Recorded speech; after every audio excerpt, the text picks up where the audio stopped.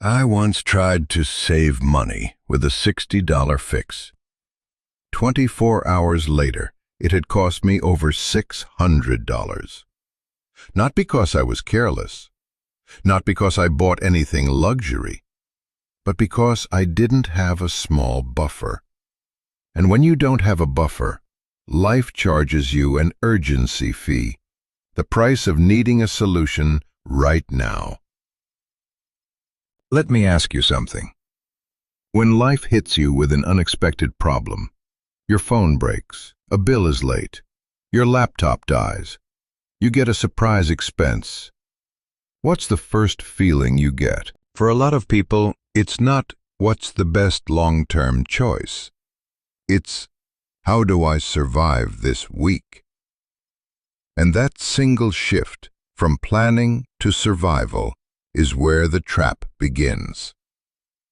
Because when you're forced to solve problems now, you lose your three biggest money-saving tools: time, options, and negotiation power.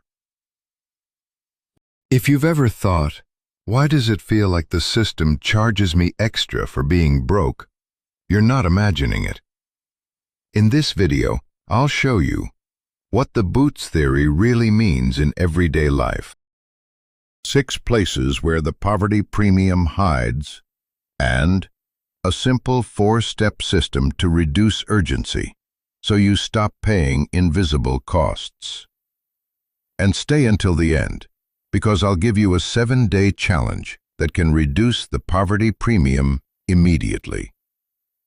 All right, let's name the thing we're fighting, because once you can name it, you can finally see it. The boots theory comes from a simple story.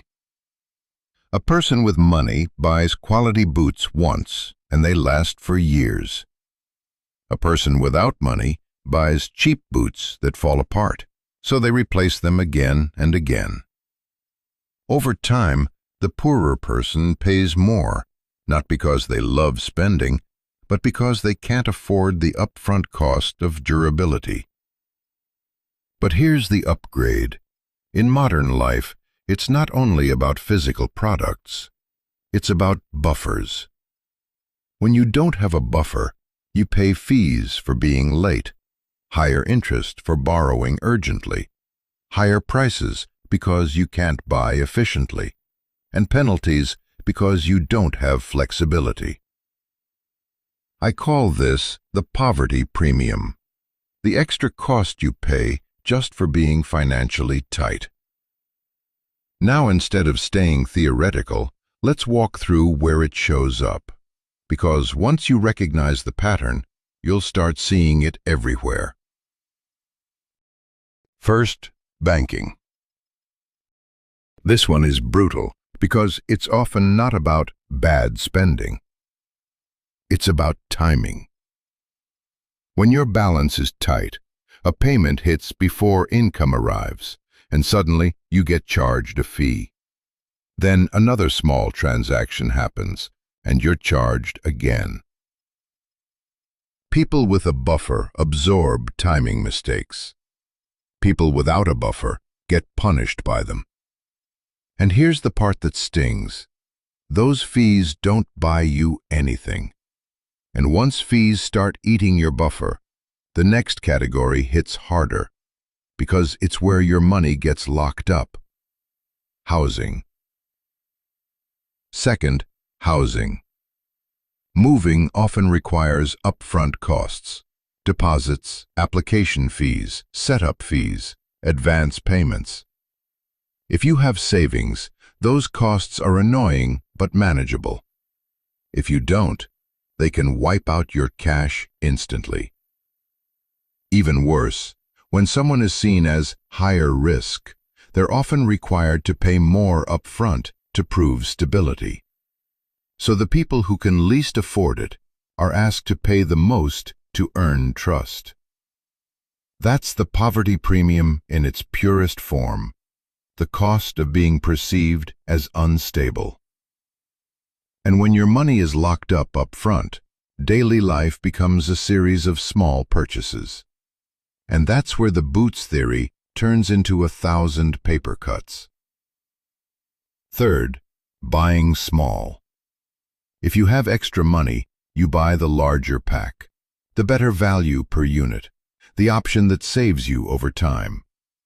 But if you're living week to week, you can't tie up cash in bulk purchases. So you buy the small version, the just enough for today version. And that version is almost always more expensive per unit. It's not that people with less choose to pay more. It's that people with less often don't have the option to pay less. This is why being broke can feel like walking up a down escalator. You're spending constantly, but you can't build momentum.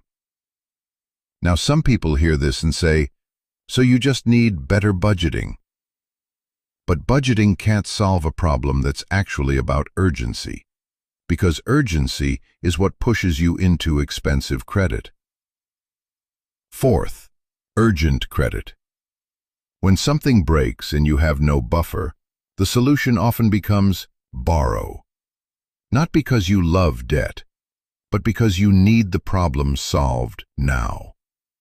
And urgent borrowing usually comes with higher costs, higher interest, fees, penalties if you miss a payment. Here's the loop. You borrow because you're short this month. Repayment makes you short next month. Shortness increases the chance of fees. Fees increase the chance of borrowing again. That loop isn't a character flaw. It's math plus pressure. And pressure doesn't just affect finances. It affects time and decision quality, which is the hidden engine of the poverty premium. Fifth, time and energy. When you're financially stable, you can choose the cheaper option that takes longer. Compare prices, wait for delivery, call customer service, negotiate, shop around. When you're financially tight, you often can't. You have responsibilities, limited free time, and no room for delays. So you take the fast option, the convenient option, the just make it stop option. And those options are often the most expensive. That's why the poverty premium isn't only money, it's bandwidth. Now let's talk about the final layer, being charged more simply because you're seen as risk. Sixth, risk pricing. Many systems price you based on how stable you look on paper. Insurance rates, loan rates, deposits, contract terms. If you look stable, you get better prices. If you look unstable or simply have a thinner history, you pay more. And that creates a nasty feedback loop. Paying more makes you less stable. Being less stable makes you pay more. If you've ever felt like life gets harder exactly when you're already struggling, this is one of the reasons. So that's the map. 6 places the poverty premium hides. Now the real question is, how do we fight something this big without pretending we can fix everything overnight? Here's the key idea of Costcraft today. Your first goal is not to become rich. Your first goal is to become less urgent. Because urgency is what triggers the poverty premium. Fees, penalties, bad deals, high interest, and expensive convenience. Reduce urgency first, and savings follow. To reduce urgency, we start with clarity. A 10-minute audit. No shame, just numbers. Open your bank statement or transaction history from the last 30 days. Look for 3 categories. Fees, overdraft, late fees, penalties, service charges. Interest, finance charges, interest payments, credit costs. Urgency purchases, things you bought because you had no choice, last-minute replacements, emergency transport, same-day fixes. Now answer this one question. If you had an extra $200 sitting in your account, which of those costs would disappear? That's your personal poverty premium. Now we turn that clarity into action with a 4-step system that works anywhere. Step 1. Micro buffer.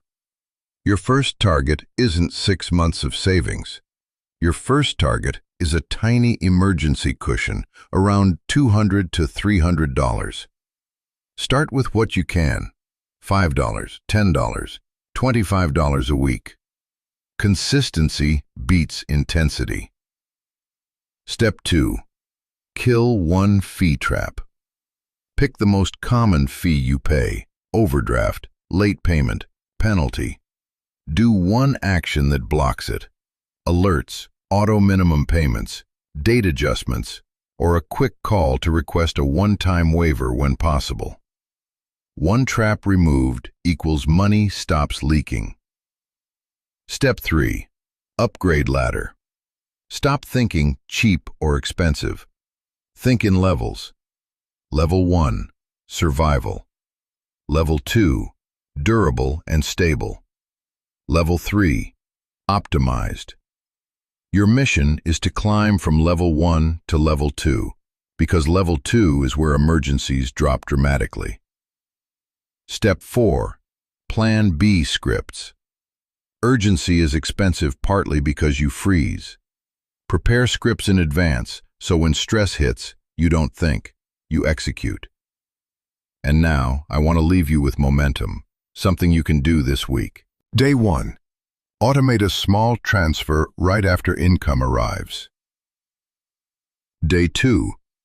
Turn on low balance alerts and identify your number 1 fee trap. Day 3. Block that trap with one action: auto minimum, reminder, date change. Day 4. Write Plan B scripts in your Notes app, one for pricing, one for payment arrangements. Day 5. Upgrade one recurring expense from level 1 to level 2 within 30 days. Day 6. Shop one risk-priced bill, request a new quote, or compare providers. Day 7. Review what changed, not in your emotions, but in your urgency level. Because when urgency goes down, life stops charging you extra for being human. Boots theory isn't a moral lesson. It's a description of how systems punish lack of buffer. And the most important line to remember is this: having less doesn't make you buy wrong. Having less makes you buy urgent. And urgent is expensive. So don't aim for perfection. Aim for fewer emergencies. Subscribe to CostCraft. On this channel, we turn money stress into clear mechanics and practical moves you can use today. We break down the traps that make you pay extra: fees, bills, debt, fine print. And we build simple systems so your money finally has room to breathe. And I'd love your take. Where does the word now cost you the most lately? Bank fees, a bill, a repair, or something else? Drop it in the comments, and I'll use real situations like yours to shape the next videos. See you in the next one.